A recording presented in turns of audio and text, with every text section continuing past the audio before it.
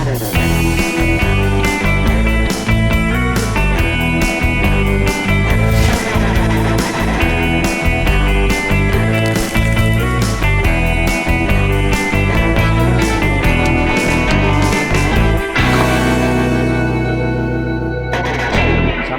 Lur. Rampes. Jumpa lagi di acara AUBG Channel. Dan pada kesempatan ini di studio ada seorang Sri Kandi, tokoh yang punya kepedulian berat terhadap kaum perempuan dan buruh di Jawa Barat dan nasional. Namanya Teh Kang Sa, Hema Sari. Hema Sari Dharma Bumi. Ya, itu. Ini orangnya. Ya, Kang sangat Den. berwibawa. Karena berbadan besar. Karena berbadan besar dan berkacamata. Gitu. Ya. Kang, coba di intro itu diperkenalkan kepada publik. Ini Ya, kan ya. Hema ini anggota UBG juga ya kalau Ya, tidak salah, dan betul. waktu itu hadir pada saat Deklarasi. deklarasi Ganjar, alumni Unpad Balad Ganjar di Priangan. Ya, Hema juga hadir ya, gitu. ya. Ya, sebagai anggota UBG dan memang sebelumnya belum kita kenal dan sekarang kenal. Yang pertama kali saya agak mungkin sedikit mau bertanya itu, kenapa namanya itu Hema Sari Dharma Bumi?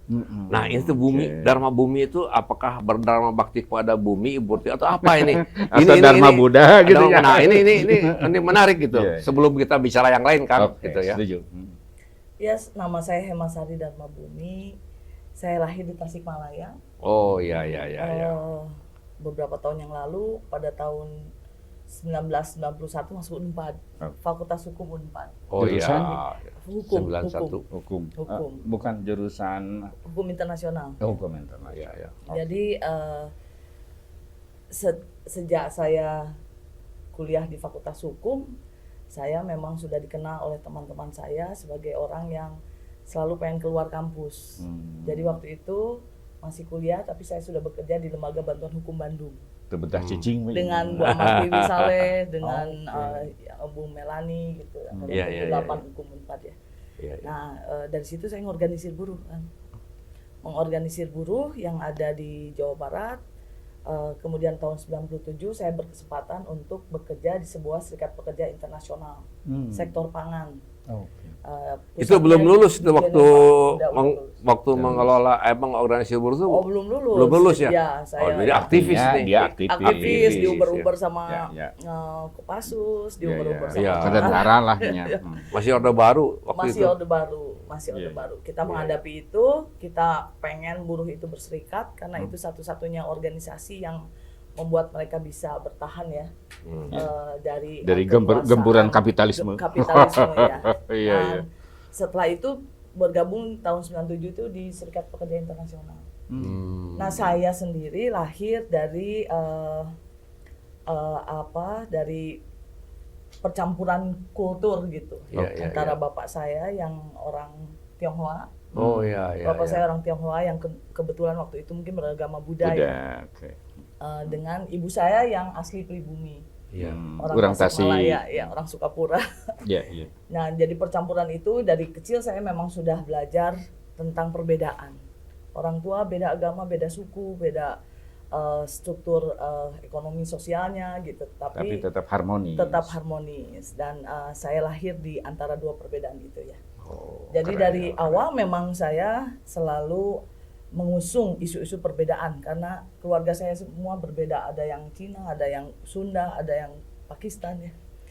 Di dalam keluarga saya ada yang Kristen, ada yang Buddha, ada yang Islam. Menarik ini. Multi etnik dan multi agama. Karena itu toleransinya jadi tinggi. Betul. Nah, toleransi tinggi ini dalam keluarga saya itu kita punya tokoh-tokoh tertentu ya yang kita yakini selalu percaya terhadap perbedaan-perbedaan dan toleransi ini. Misalnya? Salah satunya adalah Ibu Megawati Soekarno Putri. Memang kalau banyak sekali perempuan di Jawa Barat ini anti Bu Mega, kalau saya adalah pejuang dan pengagum. Pengagum. Walaupun Bu saya Mega tidak pernah masuk partai dan tidak pernah masuk PDI Perjuangan ya. Tapi Iya. saya adalah salah satu yang percaya bahwa Ibu Mega adalah seorang tokoh perempuan negarawan yang dalam beberapa dekade ini menyelamatkan Indonesia. Cikumate sampai Ibu Mega itu negarawan. Pernah Anda ketemu ngobrol misalnya? Ya, Bu Mega itu misalnya pada suatu saat kita pada zaman SBY ya misalnya penuh dengan kebakaran hutan kan. Nah, sebagai aktivis lingkungan juga kita bersama-sama ke Bu Mega karena dia adalah partai oposisi. Kita mau PDI Perjuangan bersikap keras terhadap presiden lah gitu. Kira-kira dengan kebakaran hutan yang terjadi di Kalimantan. Oposisi dan lah gitu ya. Oposisi kan. Dan waktu itu oposisi Dan memang, waktu itu PDIP. memang oposisi. Tapi Bu Mega waktu itu meresponnya ke saya itu, apakah Anda pernah menjadi presiden? Saya bilang tidak pernah. Ya, dia bilang saya pernah jadi presiden dan saya tahu benar betapa susahnya itu jadi presiden. Dalam kasus kebakaran hutan kayak begini, daripada kamu ngompor-ngomporin orang jadi oposisi dan ribut di parlemen, lebih baik kamu dengan resource yang ada di NGO, LSM lingkungan, Bergerak. ya bahu-membahu lah Memadamkan. kebakaran Oke. hutan. Jangan mengandalkan pemerintah lah. Jangan Gitu. terlalu mengandalkan pemerintah, tapi juga jangan membuat kisruh, ngompor-ngomporin orang pada saat situasi seperti ini nih. Ini kan Hebat cuaca ya. sih genting. Padahal lawan Di ya. situ ya. tuh, Pak di situ SBY pertama teh. kalinya Iya, saya iya, berpikir, iya, iya, iya. iya ya, inilah seorang negarawan. Pemikiran yang apa ya? Ya adem sih sebetulnya. Betul. Ya. Jadi dia tidak Ya. pernah melihat orang itu pernah berkhianat sama dia tidak melihat orang Ya, itu ya, pernah jelek sama dia, tapi dia ngelihat apa yang terbaik buat kepentingan rakyat. Saya pikir itu ya, Pak. Oke. Nah, jadi ini salah seorang pengagum Bu Mega. Bu Mega, Dia Bu Mega itu orang partai, tetapi dia juga melayani orang-orang yang memiliki komitmen yang tinggi Ya, terhadap meskipun bukan Republik ini. Meskipun bukan orang bukan partai. satu partai. Betul. Jadi kalau misalnya ada orang yang tidak suka sama Bu Mega lah, Bu Mega nyinyir apa segala macam, kalau saya adalah salah seorang yang tidak terpengaruh terhadap cibir-cibir orang di media massa itu ya. Karena Bu sering Mega ketemu itu, gitu, Ya. Bu Mega ngobrol itu langsung. seperti ini, seperti itu, saya tidak terpengaruh. Iya. Oke. Oke. Jadi yang menarik selain tadi dari nama, dari kegiatan ya.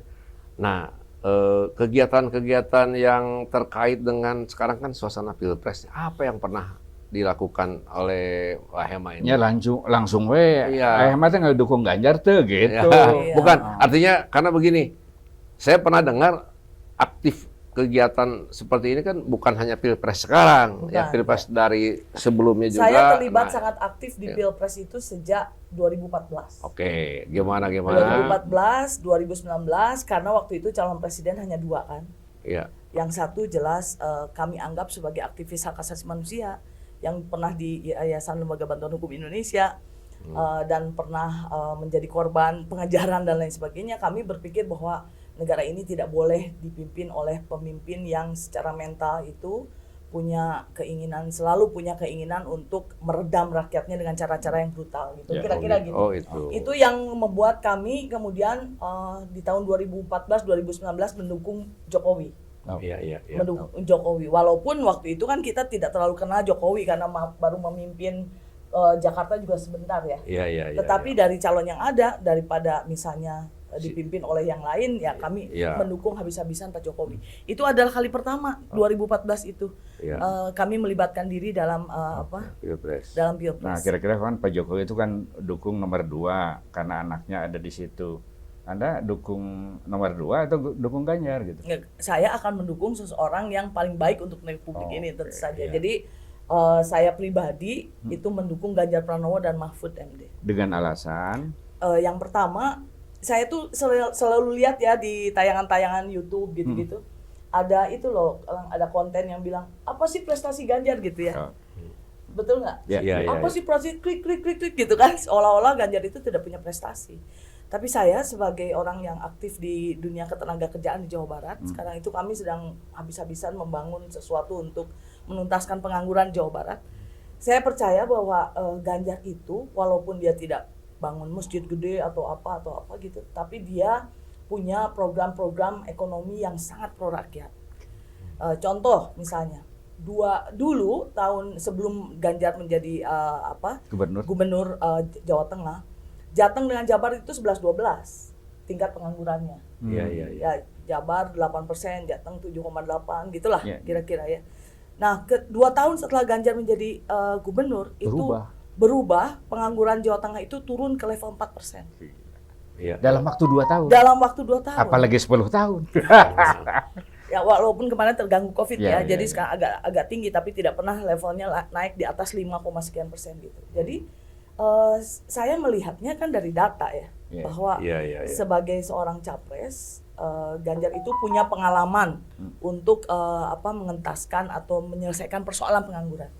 Buat saya sendiri sebagai orang ketenagakerjaan di Jawa Barat, pengangguran itu sangat penting. Di Jawa Barat itu sekarang 2 juta orang nganggur. Dan itu yang harus diurus oleh pemerintah. 2 juta orang menganggur. Nah, saya juga jadi melihat berapa persen persentasenya kira-kira kemarin sih 8 sekian persen ya. 8%. Di Jawa Barat itu ranking 1 pengangguran terbesar di Indonesia. Karena prosentasenya plus prosentase dikalikan jumlah orangnya. Karena orang Jawa Barat paling banyak di Indonesia gitu. Provinsi Jadi, terbesar provinsi terbesar dari sisi populasi. Jadi oleh karena itu memang pengangguran ini problem sangat besar. Dan saya melihat dari semua calon-calon presiden yang punya pengalaman menyelesaikan pengangguran dengan konsep-konsep pemberdayaan sumber daya manusia ini, itu hanya Ganjar. Dan komitmennya tinggi. Contoh begini, membebaskan SPP, SMK, SMA itu kan biasa. Jawa Barat juga udah gratis katanya. Tapi Ganjar itu punya treatment tersendiri, membangun SMK yang dipersiapkan jadi Center of Excellence dengan bahasa-bahasa negara penempatan dan mengambil siswanya itu dari rakyat-rakyat miskin. Rakyat miskin. Dia berapa belas SMA, 18 SMK dia bikin begitu. Jadi anak itu masuk boarding, tinggal di asrama semua itu, dibiayai. semua dibiayai. Lulus hanya menunggu 6 bulan mereka langsung ke Jepang. kerja. Ke Jepang masalahnya ke itu. Jepang, Ke Jepang, ada yang ke Korea, ada yang perusahaan. kemana-mana. Saya tuh ngeliatin itu dan saya merasa apapun konsep yang kami sedang bangun di Jawa Barat itu Pak Ganjar tuh udah duluan bangun. Jadi role model. Itu akan jadi role model gitu, bahwa memang dia punya treatment yang sangat menjawab kebutuhan rakyat kecil. Iya. Itu Pak Ganjar. Pak Ganjar itu sangat praktisi dan pernah jadi legislator. Nah, memang akan menjadi sempurna kalau praktisi hukum ini, ya hukum sebagai praktisi di legislasi atau di pemerintahan seperti gubernur itu dikuatkan dengan kaidahnya kan, asas-asas kaidah-kaidah, etika-etika. Nah ini asas kan harusnya keadilan, asas kesejahteraan. Ya, ini harusnya kan ditangani oleh orang yang lebih pinter ya, secara akademis.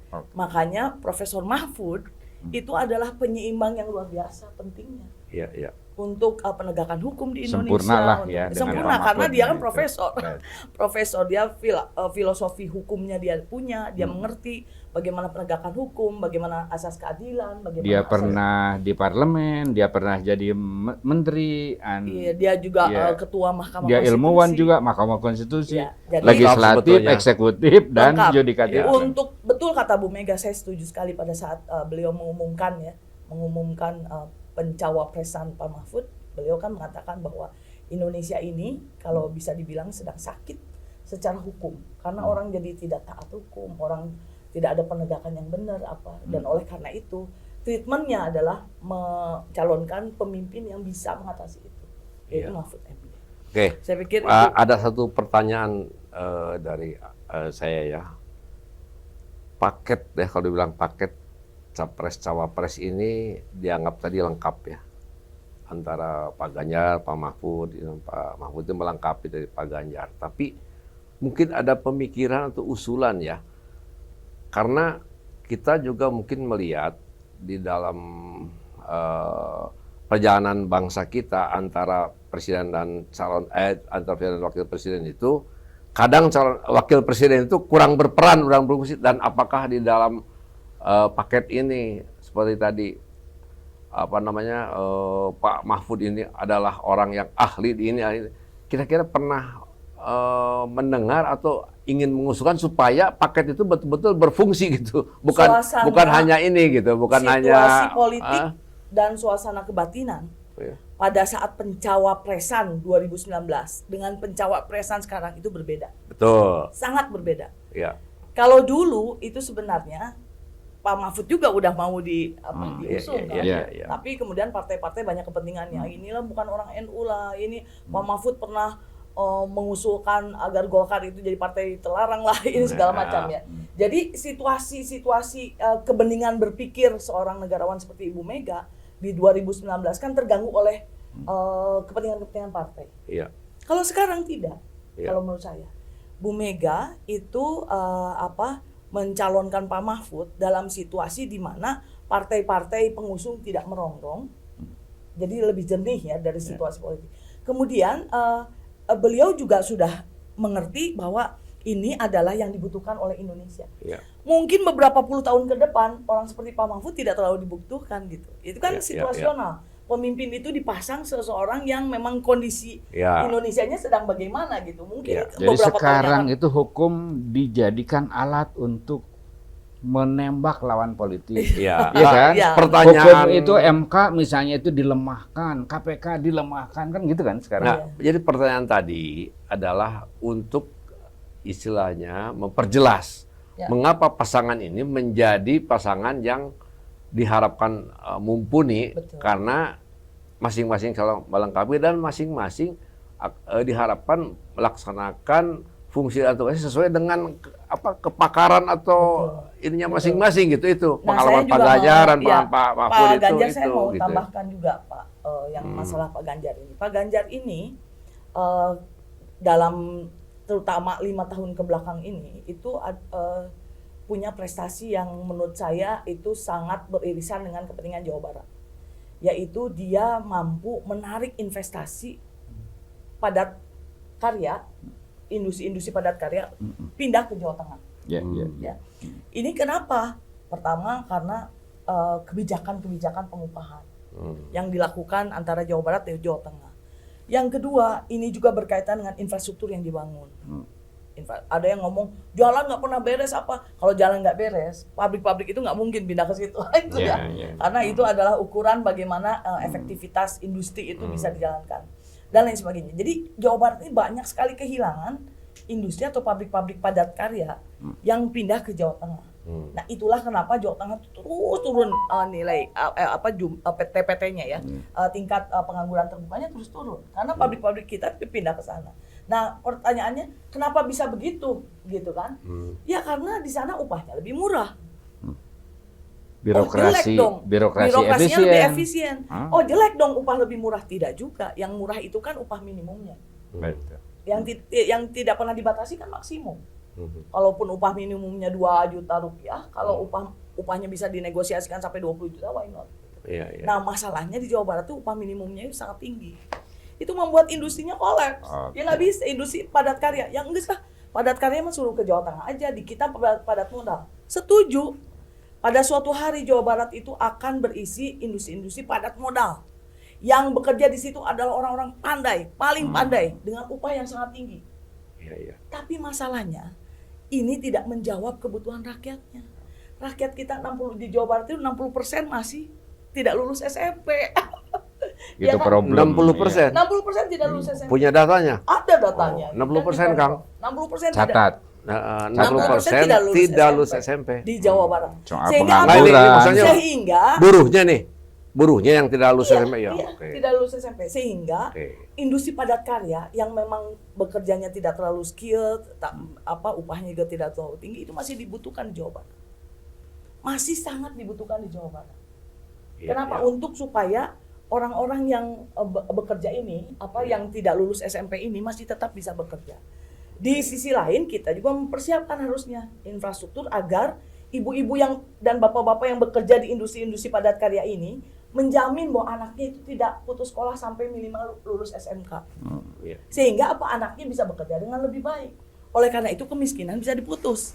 Jadi semangat gitu. Iya, kemiskinan bisa diputus. Minum dulu. Nah, tapi tidak seperti itu sekarang itu. Kalau misalnya ibu-ibu dan bapak-bapak yang tidak lulus SMP ini harus segera diputus sekarang karena industrinya berubah, shifting, pindah ke Jawa Tengah, kemudian mereka itu tidak punya cukup amunisi untuk membuat kemiskinan ini terputus karena anaknya jadi juga tidak bisa sekolah, ya Ya, kan? Emma, minum ya, dulu, terima kasih. tenang. Iya. Biar Oke, terus jadi keluar.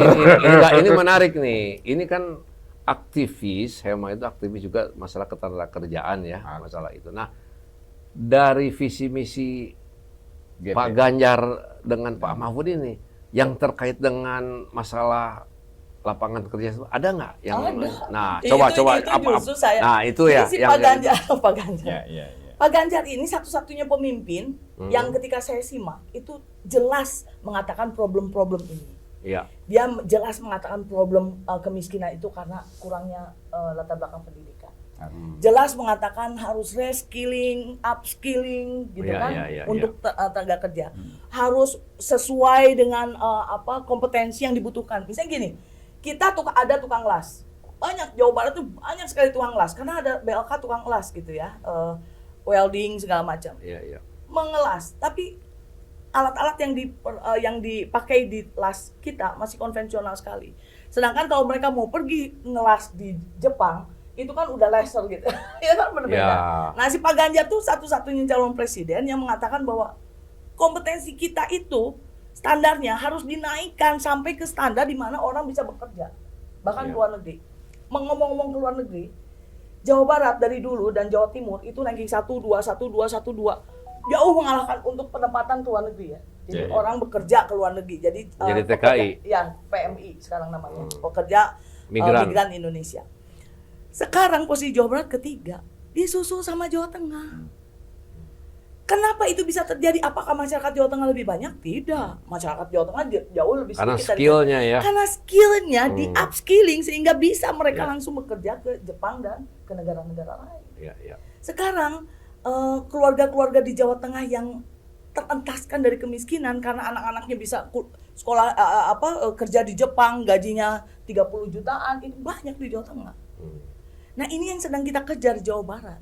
Gimana sih caranya supaya upskilling dan kompetensi itu bisa sejajar. Jadi Jawa Barat juga sekarang sedang meniru bagaimana yang jejak-jejak yang ditinggalkan oleh konsep-konsep sumber daya manusia yang dimiliki oleh Pak Ganjar pada saat dia menjadi gubernur Jawa Tengah. Iya, iya, iya, iya. Kang, Gitu.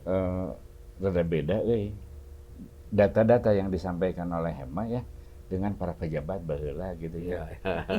Ketika bicara Dan tentang khususnya Jawa Barat, pejabat selalu Jawa Barat di ya. atas, Iya, paling iya. hebat, Iya, kemudian iya. dapat penghargaan ratusan gitu, mungkin ribuan gitu. Iya. Masyarakat Tapi Jawa tadi Barat ini, kondisi Iya, yang iya. sebenarnya kan Iya. masyarakat begini. Jawa Barat ini kalau memang terpenuhi pekerjaannya, pendapatannya, pangan dan lain sebagainya, saya pikir tidak mungkinlah basis radikalisme itu ada di Jawa Barat. dan teorinya gitu ya. Teorinya begitu. Iya, iya. Jadi Ini karena kan kalau misalnya kemiskinan, ada gitu kan. ada penangkapan terhadap teroris pasti asalnya dari Cianjur, gitu kan, dari Garut Kuningan, gitu. Garut gitu. Iya. Itu artinya Dan masyarakat Garut itu ini daerah miskin. Sorry. Ya, lemur urang. Ya. Iya. Ya begitu ya. Itu kan yang pertama. Nah yang kedua, ketika di ketenaga kerjaan saya lihat ya data-datanya, saya terperangah untuk mendapatkan sebuah fakta bahwa ada sekitar 8,6 juta perempuan di Jawa Barat usianya usia kerja, tetapi di dalam statistik tidak pernah dianggap sebagai angkatan kerja. Yaitu ibu-ibu yang KTP-nya adalah mengurus rumah tangga. Iya. Jadi kalau KTP-nya itu mengurus rumah tangga, jadi angkatan kerja itu dibagi menjadi dua, usia kerja. Pertama angkatan kerja yang supposed to work gitu ya, Oke, yang harusnya supposed to bekerja, Iya. dan bukan angkatan kerja. Nah, Usia bukan kerja. angkatan kerja itu di usia kerja, bukan angkatan kerja itu terpilah jadi beberapa. Satu, karena orangnya lagi sekolah. Oke ya, kalau lagi sekolah oke. Ya. Kedua, mengurus rumah tangga. Itu tidak dianggap angkatan kerja. Dan fakta itu membuat saya shock ya. Karena apa? 8,6 juta perempuan itu yang disebut mengurus rumah tangga itu adalah salah satu penentu dari keterputusan kemiskinan Jawa Barat. Dan masa depan generasi muda. Dan masa depan anak-anak muda. Dia kan punya anak. Iya, Dan iya. Ya kan kalau mereka tidak kurang diurus, diurus. maka anak-anak ini bisa putus sekolah dan akan mengulangi kemiskinan mereka Nggak, lagi. tentang kasus itu ada usulan yang ingin diusulkan nggak, misalkan ini kan soal status di KTP ya, padahal dalam faktanya itu kan mengurus Bekerja. rumah tangga. Nah, apakah mengubah status itu atau apa kira-kira yang diusulkan dengan kasus yang tadi itu? Ya mungkin itu kalau bisa kita ubah aja statusnya jadi apa juga kita nggak jelas ya. Iya, iya. Tetapi yang jelas 8,6 juta orang perempuan Jawa Barat ini itu harus ada yang urus. Pemerintah harus memberikan prioritas untuk mengurus mereka karena mereka usia kerja. Nah, usia kerja. Contohnya apa? Contohnya ibu-ibu ini kan self survive gitu ya. Bu, saya teh nggak punya suami. Jadi yang sendiri, yang single parents itu banyak sekali. Oh, saya tuh tidak punya suami. Jadi gimana Bu? Tapi Ya, ngurus untuk anak. anak-anak saya makan, untuk anak-anak saya sekolah, saya jualan kelontongan, jualan ini, jualan itu gitu ya. Sangat ini. Padahal dalam data pemerintah memang ibu-ibu ini tidak dianggap sebagai angkatan Tenaga kerja. kerja. Sehingga tidak perlu disentuh dengan program-program yang lain. Program-program yang memberdayakan mereka untuk supaya mereka punya pendapatan dan penghasilan dan pekerjaan yang layak kira-kira gitu. Nah, oleh karena itu memang dari pencapresan ke pencapresan kalau kita lihat Pak Ganjar itu adalah seorang tokoh politik ya, Gubernur Jawa Tengah yang sangat concern terhadap kelompok mengurus rumah tangga ini. Concernnya dia walau stunting ya oke lah stunting. Iya. Tapi dia juga meng-create kelompok-kelompok usaha melalui istrinya itu untuk si ibu-ibu ini bisa usaha gitu. Bisa berusaha. 8,6 juta tadi ya. UMKM. Itu kan 8,6 juta Jawa Barat. Iya, Jawa Tengah iya, saya- oke. Yang mengurus rumah tangga itu juga menjadi concern dia. Nah, satu-satunya capres yang spesifik memikirkan ibu-ibu dengan KTP mengurus rumah tangga itu hanya Ganjar Pranowo. Tidak Makanya yang lain. walaupun saya bukan partai, bukan apa, saya harus demi masyarakat, harus memilih Ganjar Pranowo. Demi Wah. kepentingan masyarakat. Demi kepentingan masyarakat. Ini jelas, Kang. Hema ini bukan orang partai, bukan ini, tapi melihat dari persoalan-persoalan yang dihadapi oleh masyarakat khususnya di Jawa Barat. Jadi memang mau nggak mau ya akan memilih Ganjar katanya begitu, Kang. Iya, kalau gini, kalau masyarakat itu, kalau orang-orang itu berpikir hanya untuk kepentingan masyarakat ya, bukan kepentingan Pribadi. mere duit panglobana, bukan kepentingan pribadi, bukan kepentingan apa, maka nggak ada option sebetulnya untuk tidak memilih Ganjar dan Mahfud MD. Itu kalau kita mindsetnya hanya untuk kepentingan masyarakat. Iya. Karena dilihat dari jejak langkah sejauh ini, hanya Ganjar memang yang concern untuk menjalankan ekonomi kerakyatan. Yang dipikirkannya masyarakat. Gitu. Iya. Yang dipikirkannya itu masyarakat. Mengambil anak-anak usia sekolah itu memasukkan dalam SMK, dibayarin segala macam, itu ada tindakan pro rakyat. Iya. Oke. Karena apa? Karena itu akan menolong ibu-ibu yang bingung gitu. Udah lulus SMP, anaknya mau kemana? Karena saya tidak punya uang untuk ke SMK. Kalaupun mau ke SMK negeri untuk mendapatkan gratis, ternyata saya nggak masuk zonasi. Nah ini problem. Zonasi sekolah itu. Iya. Ya. Problem Walaupun sekarang, ya benar. problem. SMA juga zonasi. Iya. Jadi SMA kita tidak bayar SPP di Jawa Barat. Tetapi yang isinya adalah orang-orang yang memang sekeliling sekolah atau bisa Dan itu melahirkan ketidakadilan itu lagi. melahirkan ketidakadilan gitu ya. Iya. Nah, ini juga bisa lihat coba. Orang dari Bukan Jakarta. angkatan kerja itu yang anak sekolah 2,9 juta ya. Ini Jawa Barat ya. Mengurus ibu rumah tangga itu mengurus 8.563.690 orang. Iya. Itu berKTP mengurus rumah tangga. Dan itu kalau saya bawa data ini, saya tanyakan pada 3 calon capres-capres ini, mana yang punya track record memikirkan mereka. Misalnya untuk Jawa Barat aja 8,6 juta orang. Siapa yang pernah punya pengalaman, record atau Kepentingan, concern ya terhadap concern terhadap 8,6 juta orang yang juta. sangat saya cintai ini? Jawabannya hanya Pak Ganjar. Dia punya beberapa program-program ya yang menyentuh langsung kepada Iya. concern ibu-ibu di bidang pangan, di bidang pendidikan. Karena dia ambil, ibu miskin ya? Iya, saya tidak punya, makan aja susah. Anaknya mana? Ini Pak, berapa tahun? 16 tahun, saya bawa. Masukin SMK. Nanti 3 tahun lagi, anak ibu akan saya suruh kerja di Jepang. Gitu. Dan itu adalah mimpi saya untuk Jawa Barat sebetulnya, to be honest gitu loh Pak. Ya. Ini adalah mimpi saya untuk Jawa Barat. Saya Dan ingin ada untuk perilaku Indonesia, bukan cuma Jawa Barat, untuk ya, Indonesia. Kita kan sebagai model ya. Iya, kacamata Jawa Barat lah dulu Ya, persoalan-persoalan yang kita hadapi sehari-hari di Jawa Barat Iya, gitu. betul, Ya. betul. Kalau kita refleksikan, siapa sih calon presiden yang mampu mengatasi persoalan-persoalan yang selama ini terjadi di kampung halaman saya gitu di Jawa Barat? Ya, saya pikir itu hanya Ya. Jadi Kang, umumnya orang ya ketika mau memilih itu paslon Ya. kan cukup dengan perasaan saja. Ya. Saya sering senang lah gemoynya kan gitu ya, tuh. ya. Itu kan soal perasaan, rasa Ya, dan itu ya. memang tidak bisa ya kita mengulah-ulah lah istilah Ya, Sunda ya, nama. ya. Tapi ada satu perspektif lain, pelajaran lain dari Hema ini bahwa memilih seseorang apalagi calon presiden Ya. itu kan berat ya, dan ini tanggung jawabnya dunia akhirat. Betul. Dan dia memberikan dasar-dasar rasional, alasan-alasan kuat mengapa memilih seseorang. Iya. Gitu. Dan Betul. ini data-datanya kan meyakinkan. Ya. Betul. Nah, saya kira ini pelajaran kita dengan kehadiran Hema ini memberikan perspektif yang lain tentang bagaimana memilih calon presiden. Ya. Sampai jumpa di lain waktu.